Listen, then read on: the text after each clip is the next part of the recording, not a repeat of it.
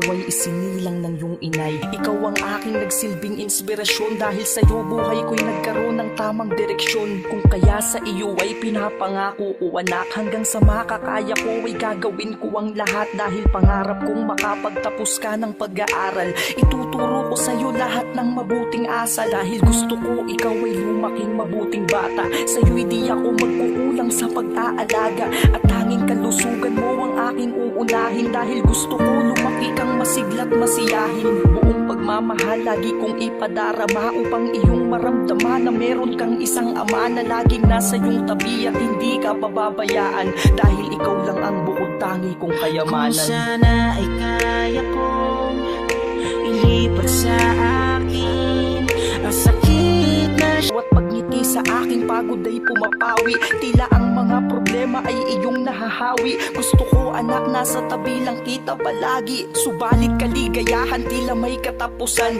May hangganan tulad ng paborito mong orasan, na tumigil sa pag-ikot buhat ng aking malaman na ikaw pala'y merong isang malubhang karamdaman. Huwag kang mag-alala anak, sabay tayong lalaban. Nandyan ang Panginoon, di niya tayo pababayaan. Nandito lang ako anak, loob mo'y lakasan. Pagsubok lamang to, magagawa natin tong lampasan. Kung sana ay kaya kong ilipat kung bakit